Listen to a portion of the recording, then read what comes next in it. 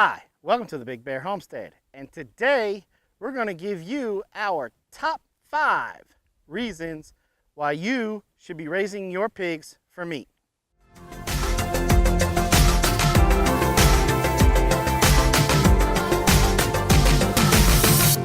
Hi, I'm Jason from the Big Bear Homestead, and if this is your first time here and you want to learn about everything homesteading, and I'm talking about animal husbandry, gardening, beekeeping, essential oils, predator control, canning, off-grid cooking, then go ahead and hit that subscribe button and don't forget the bell.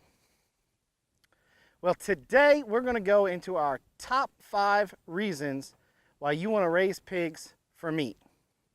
So let's get to it. Number 5. Why else are you going to raise them? What are you going to do with a pig? Dance it around, show it off? Nah. Number 5. While you're raising this pig, you can make this pig work for you. Like we've said in previous videos, the Irish call the pig the gentleman who pays the rent. So you can make the pig work for you while you're waiting for him to get to proper butchering weight. Number 4. Number 4, the reason why you want to raise your pigs for meat is 1, it's more cost effective.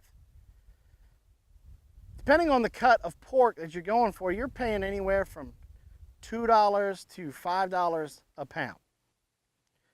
When you raise your pig from weaner to butcher, the average cost, depending upon your butchering cost, whether you do it yourself or not, or you pay somebody, is anywhere from 75 cents to $1.50 a pound. So it's more cost effective for you to raise your own pigs for your own bacon, pork chops, Boston butts, and hams. Number 3. In our opinion, the third reason why you want to raise your own pork, 1, it's safer for you. Now, what do I mean by it's safer for you? Well, this one and the next one kind of go hand in hand. It's safer for you because you are in control of what that pig ingests. And you're also in control of the butchering process with it, whether you go and you do some research on a local butcher and find out how clean they are, what kind of processing equipment they are, what kind of rating that they have, or you do it yourself. You'll know if any chemicals are used to clean the meat, or you'll know if any antibiotics or any other kind of stuff was given to that pig. And if the pig gets hurt and you do have to give it an antibiotic, then you will know whether or not he has been past the safe time to ingest. Number 2, second best reason for raising your own pork goes hand in hand with the last one. The last one I said it was safer. Well, you're raising your own pork. The pork is also healthier. It's better for you. You're able, depending on whether or not you get a baconer or a lard pig, you'll be able to adjust how much fat is in the pig. Whether you put him out on pasture, he'll be a leaner meat. Plus, he'll have access to sunshine, which gives them different vitamins. And the access to different foliage also gives them different vitamins and packs that meat full of stuff that is good for you. Okay, drum roll, please. The number 1 reason why we say you should raise your own pork. I know what you're sitting there going, this is where it's coming. This is where it's coming. This is where he's going to say, bacon! Look, I love bacon as much as the next guy. And yes, raising your own pork, processing it yourself, curing the ham, smoking the bacon, all that stuff, your own pork tastes phenomenal. It's outstanding. Makes you want to slap your own mama good. But that's a no-brainer. So that's why the taste of the pork, that's why I didn't even make the list. That's like a duh. No. Our number 1 reason we say that you should raise your own pork is because it's eco-friendly. I'm going to let that soak in for a second. Because right now you're looking at the screen like, huh? What you talking about, Willis? Yes, it's eco-friendly. Now, I could dive into all the reasons why it's eco-friendly to raise your own pork. I'm just going to focus on one thing to keep it simple. We're just going to talk about gasoline. Gasoline, diesel fuel, pick your poison. You go to your local Kroger or Ingles and you buy some pork chops. Okay?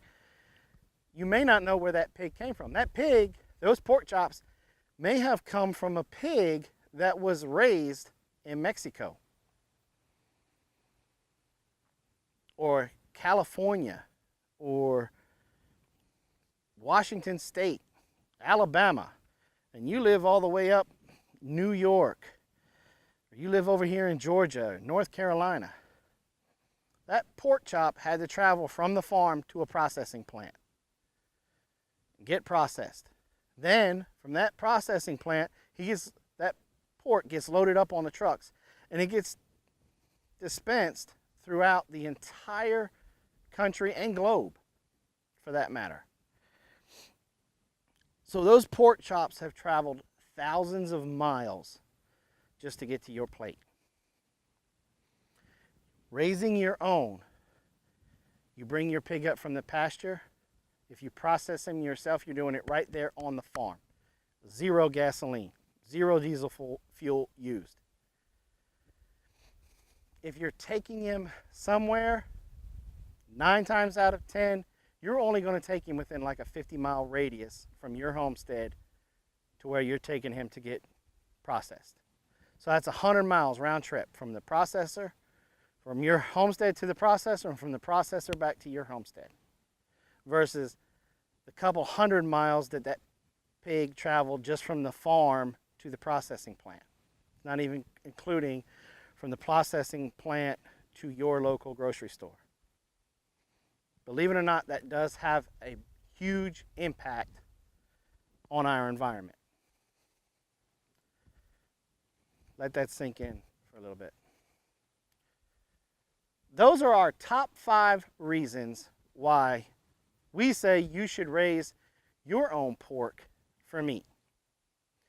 Hey, if you feel we left something out, let us know in the comments. If you agree or disagree with our top 5 choices, hey, let us know.